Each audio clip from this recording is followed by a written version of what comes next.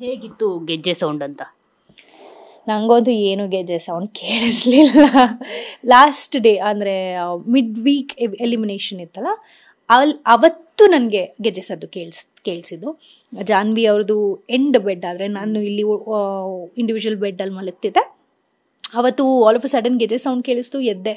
First ಎಲ್ಲರೂ observe ಮಾಡಿದೆ ಯಾರು ಗೆಜ್ಜೆ ಸೌಂಡ್ ಮಾಡ್ತಿದ್ದಾರೆ ಅಂತ. ಆ್ಯಕ್ಚುಲಿ ನಮ್ಮ ರೂಮಲ್ಲಿ ಎಲ್ಲರೂ ಮಲಗಿದ್ರು. ಜಾನ್ವಿ ಅವರು ಈ ಕಡೆ ಬೆನ್ ತೋರಿಸ್ಕೊಂಡು ಮಲಗಿರೋ, ಅಲ್ಲಿ ಡೌಟ್ ಹೊಡೀತು ನನಗೆ. ಯಾಕಂದರೆ ಕುಂಕುಮ ಹಚ್ಕೊಂಡು ನಾಟಕ ಮಾಡಿದವ್ರಿಗೆ ಗೆಜ್ಜೆ ಸದ್ದು ಮಾಡಿ ನಾವು ಮಾಡಿಲ್ಲ ಅಂತ ಹೇಳೋದು ದೊಡ್ಡ ವಿಚಾರನೇ ಅಲ್ಲ. ಅವತ್ತಿನ ರಾತ್ರಿ ಅದಾದಮೇಲೆ ಎವಿಕ್ಷನ್ ಆಯಿತು. ಎವಿಕ್ಷನ್ ಆದಮೇಲೆ ಆ ಟೆನ್ಷನಲ್ಲೇ ನಾವೆಲ್ಲರೂ ಇದ್ರಿ. ಮಾಸ್ ಎಲಿಮಿನೇಷನ್ ಅನ್ನೋದು ಬಿಗ್ ಬಾಸ್ 12th ಸೀಸನಲ್ಲೇ ಆಗ್ತಾ ಇರೋದು. ಇಲ್ಲಿ ತನಕ ಯಾವತ್ತೂ ಆಗಿಲ್ಲ.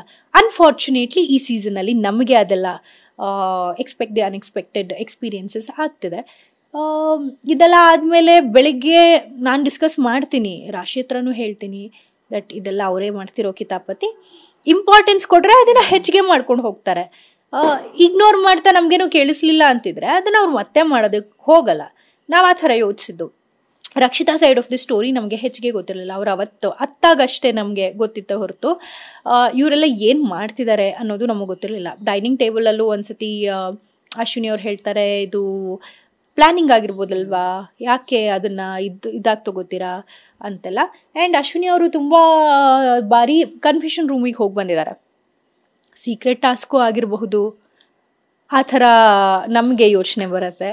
ಆ್ಯಂಡ್ ರಕ್ಷಿತಾ ಯಾವತ್ತೂ ಬಂದು ಈ ಥರ ಆಗ್ತಿದೆ ಅಂತ ನಮ್ಮ ಹತ್ರ ಹೇಳ್ಕೊಂಡಿರಲಿಲ್ಲ. ಗಿಲ್ಲಿ ಹತ್ರ ಹೇಳ್ಕೊಂಡಿದ್ರು, ಗಿಲ್ಲಿ ಅವರು ಸಪೋರ್ಟಾಗಿ ನಿಂತ್ಕೊಂಡಿದ್ರು.